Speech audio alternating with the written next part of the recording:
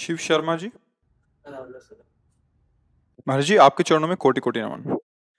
गुरुदेव भगवान, जब से आपका इस दुष्ट मन को आपके दिए गए मार्गदर्शन द्वारा निरंतर में रहने का प्रयास कर रहा हूं, लेकिन भय बना रहता है कि अचेत अवस्था में नाम जप न होने के कारण विकार हमें परास्त ना कर दें। तुम्हें चिंता किसका प्रश्न है? तुम्हें बच्चा, इस बात का तो डर तुम छोड़ दो। किसी पर भरोसा किया जाता है ना, तुम हमारी बात पर भरोसा रखो। यदि तुम सोते समय जितने चेतना है उतने में तुम राधा राधा राधा, मूर्छा और निद्रा के समय हमारे आराध्य देव देखेंगे। पक्का विश्वास कर लो, तुम विश्वास कर लो। केवल तुम चेतना में संभाल लो तो अचेत में समाधि स्थिति तुम्हारी मानी जाएगी, निद्रा समाधि स्थिति। चेतना में हमारे द्वारा जो गलत चेष्टाएं हो रही, गलत चिंतन हो रहा है, बस इनको संभालने के लिए हमारे को आदेश है। तो जानते हो, अभ्यास में बड़ी ताकत होती है। जिस समय हम अपनी चेतना को, अपनी ऊर्जा शक्ति को भगवत स्मरण में लगाएंगे, तो ये अनुभव की बात कहते हैं। सोते समय हम कोई चिंतन कर रहे हैं तो जगते समय, अगर सोते में अधूरा हो रहा, हम सो गए, तो जगते समय वहीं से चला है जहां से चेतना जगी। ये वही चिंतन चल रहा है, जागृत होते होते वो चल रहा है, क्योंकि उसको पकड़ाया गया है। वो सुषुप्ति में लीन हुआ और जागृत हो, फिर वहीं से चल। तो सुषुप्ति कहाँ थी? वहीं थी जहां हम थे, वही हमारी सुषुप्ति थी।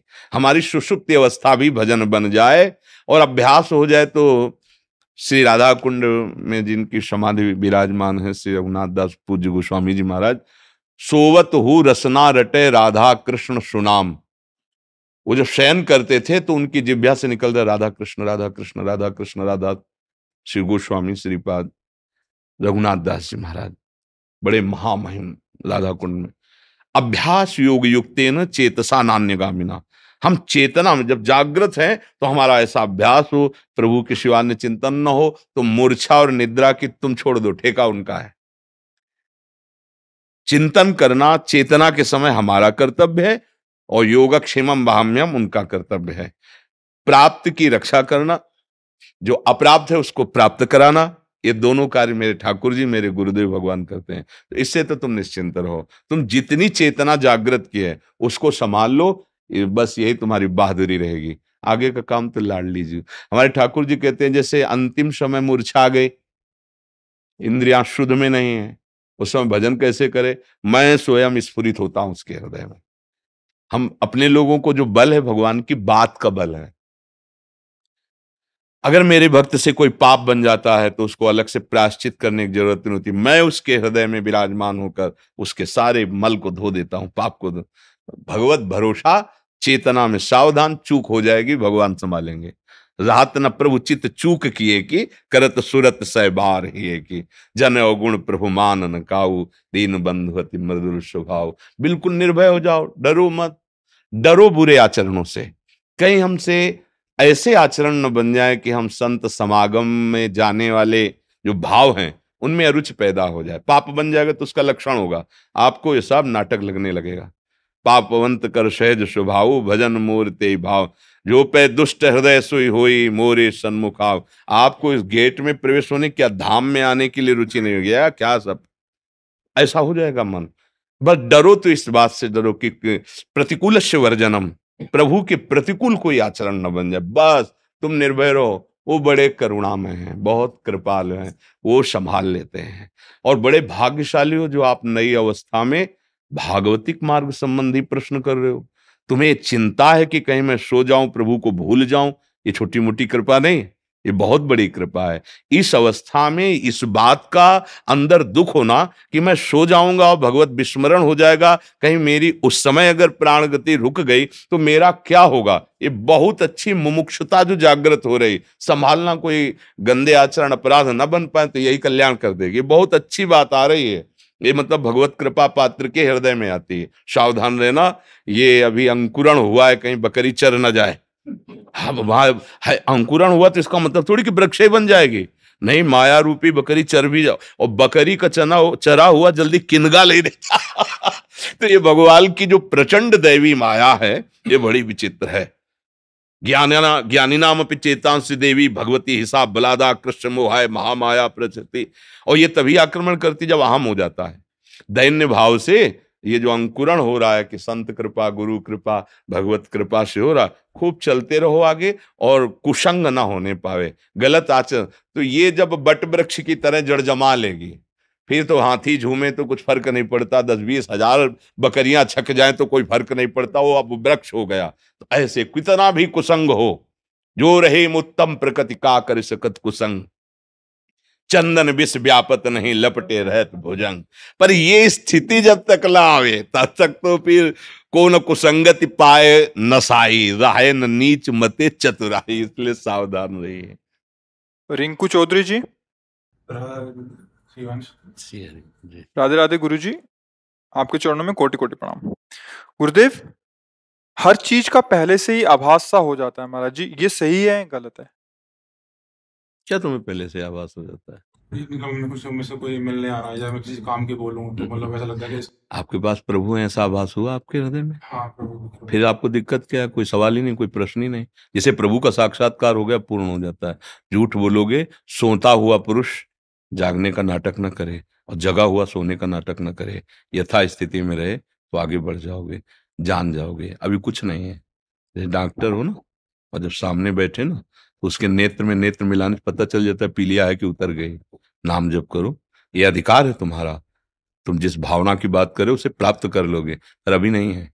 उसको वास्तविक लाओ। बिल्कुल नहीं, शांत रहो। ये मन की जो वृत्तियां है ना, कभी सात्विक होती, कभी राजसिक होती, कभी ताक काम आता है आपके हृदय है। हमारी बात समझ रहे हो ना? देखो, हम तो मित्र हैं, हम तुम एक घर के हैं। जब आप हमारे पास आए हो, तो जितना हमारे को प्रभु ने दिया है भाव, हम आपको सुख पहुंचाएंगे, सच्चे मार्ग की बात करेंगे। भैया, जब भगवान का अनुभव हो जाएगा ना, तो जहां राम तहां काम नहीं, जहां काम नहीं राम। जब मैं था तब हरि नहीं, अब हरि हैं मैं नाई। बात समझ रहे हो ना? इसका मतलब है कि अभी मन हमको धोखे में डाल रहा है, अभी सच्चिदानंद का साक्षात्कार नहीं हुआ। फिर क्या जाना? जो जाना वो अपनी बुद्धि के विषय को जाना, वो कोई खास बात नहीं है। नहीं, हाँ, इसका त्याग किया जाता है। जब शुरुआत में साधन होता ना, वैसे दृष्टि पड़ते ही तुम्हारे मन में क्या चल रहा है, ये बहुत छोटी बातें होती हैं। प्रभु के मन में क्या चल रहा है, ये बात जानना है। मन मन की रुचि जानी नेह विधिया, मेरे आराध्य देव की इच्छा क्या है, सीधे जगत मंगल स्वरूप भगवान के चिंतन में। फिर इसके लिए सब छोड़ना पड़ता है। ये छोटी मोटी बातें हैं, इनको छोड़ो। नाम जप करो, अच्छे पवित्र आचरण करो, जो भी विषय भोगो वो धर्म युक्त भोगो, अधर्म आचरण मत करो। इसी से आगे बढ़ जाओगे, जहां पहुंचना है वो ठिकाना मिल जाएगा। जैसे हम पीतल को सोना मान ले, तो बात तो बिगड़ गई ना। जब हम जौहरी के पास जाएंगे तो हम तो सोने की कीमत मांगेंगे, लेकिन वो कहेगा कि 2 कौड़ी का पीतल लेके आओ, बात सोने की कर रहे हो। ऐसे सूर्य का मतलब है अंधकार नहीं हो सकता। जितने दोष हैं सब अंधकार है, अज्ञान में है। इसका मतलब है कि अभी जो हमें वास्तविक बोध होना चाहिए वो नहीं है। हम आपकी ईमानदारी से संतुष्ट हैं, प्रसन्न हैं, क्योंकि आपने कोई भी छलबाजी नहीं की, मन की सारी सामने रख दी, इसलिए आप आगे बढ़ सकते हो। ये स्थिति हमें ही प्राप्त करना है, भगवान को थोड़ी प्राप्त करना है। हमारे लिए ही तो सब स्थितियां बनी। नाम जप कीजिए, पवित्र आचरण कीजिए, सबके प्रति अच्छा भाव रखिए। अपने में अगर दोष ना हो तो किसी में दोष दिखाई नहीं देंगे। दोष क्या है सबसे बड़ा? मतलब कोई चोरी कर रहा तो हम चोर हैं क्या? कोई व्यभिचार कर रहा तो हम व्यभिचारी हैं क्या? नहीं। आप में दोष अपने में गुणाभिमान का है, तभी दूसरे में दोष दर्शन होता है। और गुणाभिमान सबसे बड़ा दोष है। समझे? बिना गुणाभिमान के दोष नहीं हो सकता, दोष दर्शन नहीं हो सकता। तो सबसे बड़ा दोष जिसमें सारे दोष प्रकट होते हैं वो है अभिमान, गुणाभिमान, कि मैं तो ऐसा हूं, मैं तो कभी ऐसा नहीं किया। ये गिरा देगा। सुनो राम कर सहज स्वभाव, जन अभिमान न राखे कहो। बहुत अच्छा है, पर ये काम लायक चीज नहीं है। ये सब नहीं समझेंगे। ये क्या करेगी? धीरे से अभिमान से युक्त कर देगी। तो जहां हमें जो बंधन छोड़ना था वही और पुष्ट हो गया। और सात्विकता से चलो और सिद्धि आने लगेंगी, लेकिन उनसे काम थोड़ी बनेगा। काम तो बनेगा भगवत साक्षात्कार से। और वो जो सिद्धियों को स्वीकार कर लेता है उसकी योग्यता खो देता है। देखो, जब कोई सच्चाई से चलने लगता है तो पहले उसके तो पाप नष्ट होते, अंतःकरण पवित्र होता है, एकाग्रता बढ़ती। तब इंद्री द्वारों में दैवी शक्तियां बैठ जाती हैं उसके। इंद्री द्वार झरोखन नाना, बैठे देवता करि करि थाना, आवत देखें विषय बयारी, तुरते देख किवाड़ हारी। उसको भ्रष्ट करने के लिए सारे इंतजाम, अगर वो निकल गया और भ्रष्ट नहीं हुआ, तब फिर रिद्ध सिद्ध पेरें बहुआई, और बुद्धि लोभ दिखावे भाई, होय बुद्धि जो परम सयानी, तीन तन चितई ना अनहित जान। इनसे अनहित हो जाएगा। भगवत साक्षात्कार हटा दिया उसको भी, तब आगे प्रेम रस की तरफ बढ़ता है, और प्रेम से भगवान मिलते हैं। मिले न रघुपति बिन अनुरागा, बिना प्रेम के भगवान मिलते नहीं। भगवान शंकर कहते प्रेम ते प्रगट होए मैं जानी, प्रेम से ही भगवान प्रकट होते हैं। तो भगवान का साक्षात्कार करने के लिए जैसे यहाँ है ना, ये सुनी सुनाई बात है, अब ये अनुभव हमें करना है। इसी में तो सब संत महात्मा जन लगे भजन करते हैं।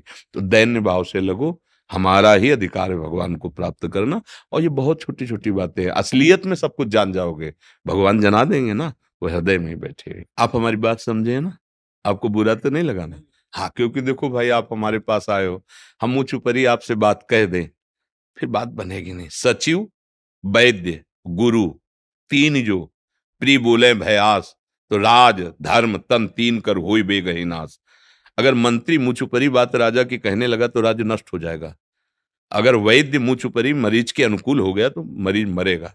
अगर गुरु शिष्य के अनुकूल ही बोलने लगा तो फिर गया। प्रश्न आप करने आए हैं अपने कहीं ना कहीं भाव की सुधार के लिए ही तो है ना। तो उसमें जो हमारा काम क्या है कि जैसे आप 80% ठीक हो गए तो हम बड़ाई नहीं करेंगे, हम 20% कमी तुम्हारे सामने रखेंगे। संसार में क्या है कि जैसे 80% कमी है तो 20% गुण दिखाता है और कहता है तुम काहे परेशान हो यार, इतना तो वो लोग नहीं करते कोई जितना तुम कर रहे हो। अपने लोग क्या करेंगे, 80% एकदम ढक देंगे, तुम्हारे सामने ही तुम्हारे वो गुण आने नहीं देंगे, और 20% दोष प्रकाशित। क्या तुम अभी देखो ना, ये 20 है, इनको मिटाओ, और जो 100% हो जाओगे तो आम खत्म हो जाएगा।